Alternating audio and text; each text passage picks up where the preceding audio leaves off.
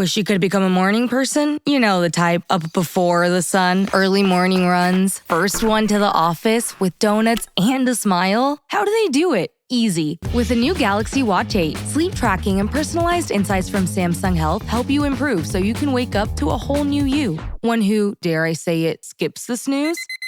It's possible. Train your sleep with Galaxy Watch 8. Learn more at Samsung.com. Requires compatible Samsung Galaxy phone, Samsung Health app, and Samsung account. Navigate the gauntlet of uncertainty the world throws at your business with SAP.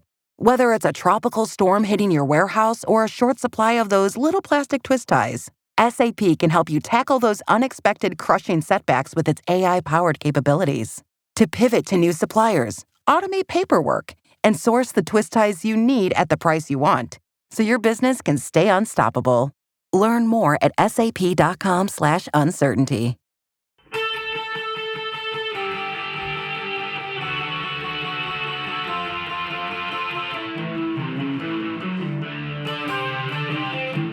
This is the Daily Blast from the New Republic, produced and presented by the DSR Network.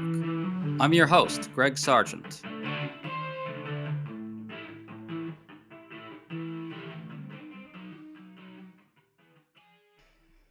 President Trump's lawlessness has just taken another turn for the worse. It's being widely reported that Trump's Justice Department is likely to indict former FBI Director James Comey, someone the president has hated for years. Yet this comes after career prosecutors reportedly informed DOJ political appointees that they have not been able to find evidence that would sustain a conviction. This comes as Trump unleashed a really corrupt tirade about James Comey and a second strange rant about right-wing political violence that seemed to again absolve his own side. And we also just learned that DOJ is looking for ways to launch a criminal investigation of billionaire Democratic donor George Soros. How should Democrats and liberals in the media talk about this level of lawlessness? Is our current language adequate? Talking Point's memo editor-at-large, David Kurtz, has a great new piece arguing that it is not, that Trump's unparalleled destruction of the rule of law requires a whole new language to adequately describe what's really happening here. So we're talking to David about all this. Good to have you on, man. Good to be with you, Greg. So the latest we have on James Comey is that DOJ is racing to find a way to indict him by next week for lying to Congress in connection with the Russia investigation, I guess. By the time listeners hear this, there may even be an indictment. Yet this comes even as the New York Times reports that career prosecutors investigated Comey and found insufficient evidence to obtain a conviction. David, can you bring us up to date on all this?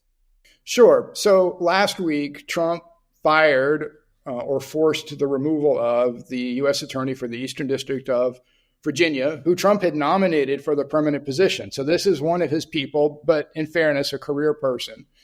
And he's replaced him with Lindsey Halligan, who was one of his personal attorneys down in Florida and has been a White House aide. And it's clear that the reason that the last guy was removed was that he didn't pursue indictments against either James Comey or against Letitia James, the New York Attorney General, who has a separate bogus mortgage fraud claim being alleged against her. So it's 100% clear to everyone that Halligan's got marching orders to go in there and secure these indictments. Whether there's evidence or not, whether they amount to a crime or not, Trump wants this done, and he's insisted it be done. It's clear what is in the works, and it's clear that it's in bad faith. It's clear that it's part of his retribution campaign that he has promised and threatened for years now. And so I think the presumption can be that these are bogus prosecutions, that they're not valid, that they're done in bad faith, and they're part of his corrupting of the justice system.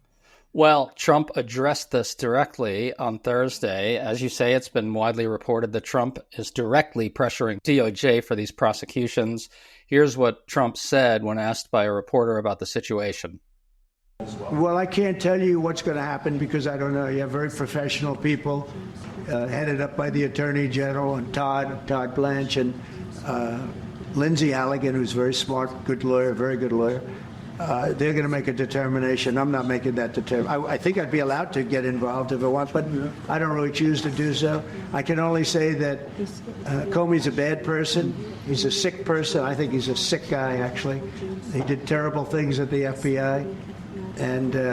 But I don't know. I have no idea what's going to happen.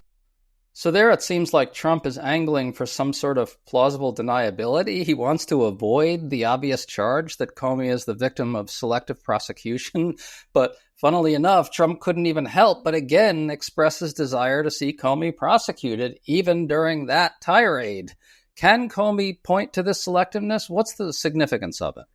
Yeah, I mean, a few things there. You're exactly right. He puts up a tissue-thin veil between he and the Justice Department that anyone can see through. So it's a nod and a wink at best. Second, I think what he's getting at, which is good for us all to remember, is that with the immunity decision, the Supreme Court has given him such wide latitude that he can corrupt the Justice Department with impunity, and there's no obvious recourse other than impeachment, which we know is not going to happen with a Republican-controlled Congress. So, structurally, he's not wrong with how things have played out over the last year, even though ethically, legally, politically, and all the ways that we value, he's clearly wrong. In terms of what the implications are for the Comey prosecution, look, I think judges see what's happening. I think these kind of demonstrations make it clear that they're going to have to put prosecutors to the test on all of these in a way they haven't had to before, or wouldn't have even had to think about putting them to the test before. I can't really hazard a guess as to how these are going to play out, but I will say it will be case by case. Each case is different. The facts are going to depend on each case. But I don't see, and I don't think your listeners should see these as somehow a get out of jail free card. I think there's a very real possibility, and I, maybe not in Comey's case, and I think some of the other ones are pretty weak, but I think there's a real possibility that some of these are going to lead to convictions, and they're going to have been, predicated in bad faith, investigated in bad faith, and they may still get them over the finish line just because of the amount of power and discretion that prosecutors have. And it's historically used, for better or worse, with a fair degree of wisdom and professionalism and oversight compared to what we're seeing now. Well, what does the law say on this topic? Putting aside the fact that the Supreme Court essentially gave Trump a blank check, how far do the president's powers go? How far do DOJ's powers go? Can Trump order a prosecution in the full knowledge that the evidence doesn't support it? Are there any constraints? So I would say that there are fewer constraints than most people would believe or would hope. I would also say that there's a rapidly evolving legal environment, and some of these questions don't have concrete answers yet. Structurally, from a constitutional standpoint, I don't think that there is, at least in the eyes of the Roberts Court, anything that would prevent Trump from directly ordering his attorney general to seek an indictment of someone. Historically, we've seen that as a bright line not to cross, and Watergate was the great example of what happens when you give the White House too much direct control over the Justice Department. But the Chinese walls that were erected, the traditions, the norms, all the things that we've grown tired of talking about over the last decade that Trump has trammeled, were there by tradition, by an understanding that was good judgment and wisdom, but not by any legal constraint or any legal requirement. And so, to some extent, there is no sort of guardrail there. Now, that being said, we've seen grand juries stepping up and deciding that some cases that they brought, particularly in D.C. with the surge in police here, with the riots in L.A., grand juries have stepped up and these are not appropriate charges. We're not going to indict these. And that's forced DOJ to file misdemeanors versus felonies in some cases. Judges have expressed a great deal of skepticism in some of these cases about how DOJ has been handling. So I don't want to suggest there are no guardrails, but I think they're not as firm and they're not as concrete as people might imagine them to be. And that's what creates so much risk around having someone like Trump who has no regard for any of them. And even if we had more formal ones, he's knocked many of those down already. Immunity is the prime example. To stay up to date on all the news that you need to know, there's no better place than right here on the DSR Network. And there's no better way to enjoy the DSR Network than by becoming a member. Members enjoy an ad-free listening experience, access to our Discord community, exclusive content, early episode access, and more. Use code DSR2025 for a 25% off discount on sign-up at thedsrnetwork.com/buy. That's code DSR2025 at thedsrnetwork.com/buy. Thank you and enjoy the show.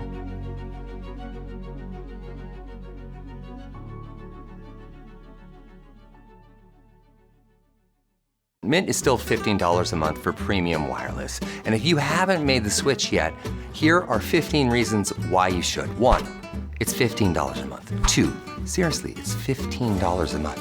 3, no big contrast. 4, I use it. 5, my mom uses it. Are you playing me off? That's what's happening, right? Okay, give it a try at mintmobile.com/switch. Upfront payment of $45 for 3-month plan, $15 per month equivalent required. New customer offer first 3 months only. Then full price plan options available. Taxes and fees extra. See mintmobile.com. Hey, Fidelity. How can I remember to invest every month? With the Fidelity app, you can choose a schedule and set up recurring investments in stocks and ETFs. Oh, that sounds easier than I thought. You got this. Yeah, I do. Now, where did I put my keys? You will find them where you left them. Investing involves risk, including risk of loss. Fidelity Brokerage Services, LLC, member NYSE, SIPC. Yeah, well, it looks to me like institutional actors are going to be the ones that have to step up. I want to go a bit broader here. Listen to this from Trump talking about political violence. But the radical left is causing this problem, not the right, the radical left. And it's going to get worse, and ultimately it's going to go back on them. I mean, bad things happen when they play these games. And I'll give you a little clue. The right is a lot tougher than the left. But the right's not doing this. They're not doing it, and they better not get them energized because it won't be good for the left. And I don't want to see that happen either. I'm the president of all the people. It seems like Trump's project is to create a two-tiered legal system in which he and his supporters are above the law entirely, and all his enemies, whoever gets designated that way at any time by Trump, are not just subject to the law, but subject to the corrupt application of it. In this kind of schema, the law is entirely instrumental, isn't it? This goes to your piece, which was really, really good. I strongly recommend people read it. How do we report on this level of corruption of the rule of law? How do we talk about it? Yeah, I think it really is key to see these prosecutions as the corrupt act and not cover them like we historically would have covered a criminal prosecution, where the corruption or the bad act is the underlying criminality being alleged, and the question is whether that person is guilty of it or not. In these cases, even if you have a case where maybe it's both, right? This is a foe that Trump wanted to target, and also they committed bad acts. I think we need to be really mindful that many of these cases wouldn't have been brought in the first place, that we don't really have any presumption anymore that what we're hearing from DOJ, from law enforcement, can be trusted, is reliable. And I think there was some presumption of that before. I think there was for years, a legit criticism of journalists that they were too close to police, too close to prosecutors, and what they were getting was too much the government side of things. But especially now that is abundantly clear that we can't trust, we can't rely. And so if we use the same, this is what I argued in the piece, if we use the same journalistic tools, if we use the same coverage that we have for years in covering these things, all we're going to do is reinforce that James Comey or whoever the target is a bad actor, a villain, when in fact, what we really should be concerned about is the public corruption involved in abusing his office and abusing the office of the Attorney General to bring cases that shouldn't have been brought in the first place. That's a thing. That's a line we've never crossed before, but now have crossed. I mean, we have the John Bolton investigation already underway. We have the ones with Letitia James and Comey, and there's no reason to think there won't be others, and maybe already are others. You've got Ed Martin, the weaponization czar at DOJ, running around, wanting to investigate everyone to sort of flatter and win favor with the White House. So it's underway is the point, and we need to adjust how we cover it to reflect what the new reality is. Well, just applying your framework for a second to that audio we just heard, in which Trump essentially absolved his own side of political violence, the story there should be that Donald Trump is explicitly declaring that his own supporters will be above the law as long as he controls the legal apparatus, correct? Yeah, I mean, I heard that as a kind of a mix of we're tougher than they are, and so if it's going to be a brawl in the streets, we know who's going to win. But also, as you say, an element of absolving, as he did with the January 6th rioters, for example, as he did with the seditious conspirators, right? He's already gone down this road. This isn't new. We've seen him apply the law this way already against or in favor of his side when they've committed political violence. I mean, I think that's the defining thing of the second Trump term, that he did that immediately upon taking office earlier this year. Yeah, and I think there's actually a through line between the two elements you identified in that rant from Trump. And the through line is basically that he's creating a system, a world in which there isn't really such a thing as legitimate guilt and innocence, right? It's just power all the way down. Everything is just a war, and that's it. Whoever wins, wins, and whoever loses, loses. That's what I think is happening here, really. I think you're right. I mean, I think in this worldview of his, the Justice Department is a tool, prosecutions are a tool to be used to punish, to be used to favor. I mean, it is transactional. Intimidate as well. Yes. And it creates, I think we should be clear that it's not just intended to punish a James Comey or a Letitia James. It is intended to chill the discourse. It is intended to have people retreat from the public square. It is intended to suppress dissent, and it has a number of other sort of civic ills that associate with it beyond just the utter injustice to the individual people who have been targeted. Really want to pick up on what you just said there because it's absolutely essential. I have spoken to members of civil society, liberal advocacy groups, and so forth. Look, let's just face facts. All this stuff absolutely will chill political activity on the liberal side. Lots and lots of actors in the system are going to have to ask themselves whether they want to risk coming under the kind of crosshairs of prosecution from Donald Trump and Ed Martin and the whole weaponization crew. And that is just a fact of life right now in American politics that we just, we can't deny. It is. And it's something that I hear a lot of, people need to stand up individually and as institutions. And I agree, they do. I think it's easy for us to overlook when we are not the ones on the front lines necessarily, at least not yet.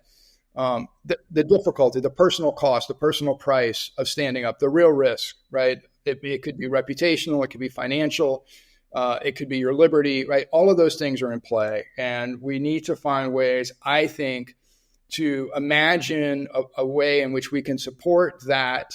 We can create a culture that's supportive of that, but also like real ways of supporting people who are taking it on the chin, who are on the front lines of dealing with some of this, because it's not going to go away.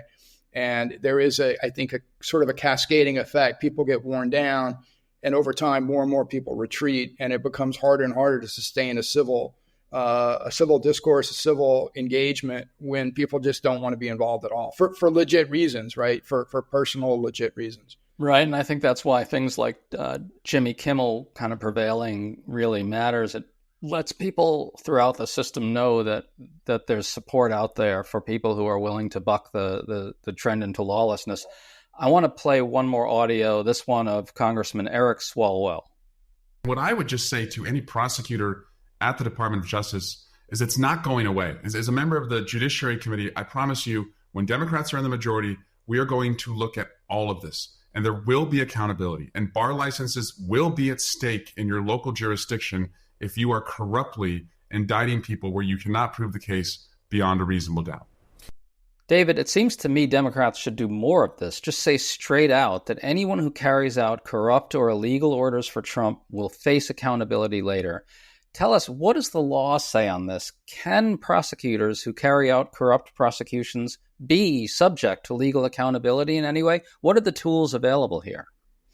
So there's a few, but I'm concerned that I will overstate their effectiveness just because I think people want so badly to believe that there can be consequences for this that we're hungry for it, right? So yes, I think if you end up with a new administration, with a new DOJ that comes in and cleans house, that you have a number of professional things that can be done, within DOJ, you have state bar associations or bar licensure processes. There's discipline processes. There's a whole range of those kinds of things. But I think we've already seen in the last 10 years that they're slow, they're not quickly responsive to the urgency of the moment, and that it doesn't have the sort of structural impact that I think we're looking for. So it's not that there are no consequences to be had, but I think that they are harder to come by. And it would take more than just Democrats winning the House. It would take more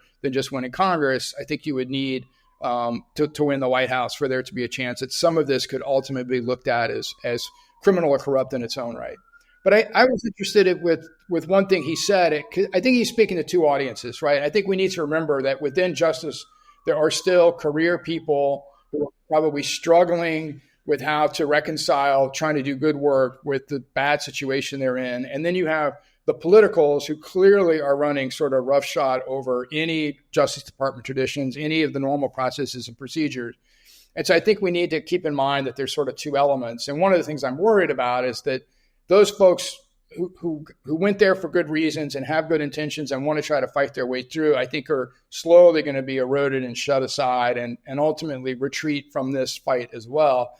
And then we're going to be left with even fewer guardrails within justice itself, right? The kind of thing that you were talking about in the Comey case is, career people being like, hey, we don't have, there's just no evidence. We can't bring this. You need those kind of people around. And if those people leave, it's a tough spot to be in. So I think Swalwell was talking more to the politicals than he was to your line prosecutors. But it's helpful for them to hear that they're going to have the support. It's almost like a hang on, help is coming. I think realistically, help is still 3.5 years away at best. So it's a long haul. Well, just to be overly optimistic about this, let's talk about what happens if there's a Democratic House to close this all out. You could see a situation where a Democratic House could potentially get very creative in using the oversight process to just hound the absolute fucking shit out of the politicals who are corrupting the system while creating new avenues for career people internally to speak out, for whistleblowers to speak out. I think you could at least get some sort of political momentum going and some sort of countervailing pressure that could actually matter in some way. What do you think? No, I mostly agree with that. And I don't mean to suggest that it would make no difference if you had a Democratic House. I will just note that the level of oversight that Democrats provided in the first term was not as aggressive in any way, shape, or form as what you're describing. And I think that they hopefully learned the lesson that subpoenas can be ignored, that that a lot of these legal fights will drag on for years, and that you have to find a way to both use those tools, find other tools to use, and wrap it all in a public sort of presentation and public pressure campaign that sort of, as you say, keeps the heat on, so that the politicals feel, if not accountability, at least some heat. And I think that whether they'll do that, whether they're geared to do that, I think what we're seeing, Greg, and this is way big picture, is I think there's lots of folks in politics who came up in a different time, in a different era, where the moment required different skills. And I think part of the adjustment that we're going through politically right now is sort of restaffing our politics with folks who can kind of confront the current moment as is required. And that takes time, and maybe we've been slow off the mark in getting there, but I think it's going to take that for it to be as robust a response to the Trump 2 presidency as is needed. Well, if there's one thing that Trump 2.0 is really driving home, it's that the old understanding of politics and the old understanding of tactical approaches to these situations has to be just chucked out the window, and a new understanding has to be brought into play. And I think you're seeing the Democratic Party move that way with quotes like this from Eric Swalwell. It's slow, but some of the younger people in the Democratic caucuses seem to get it. And I think, look at Chris Murphy, for instance, the senator from Connecticut. He's been incredibly vocal on this stuff. I do think that the Democratic Party is starting to see that a fundamentally new approach to political warfare is needed here. Do you think that's plausible?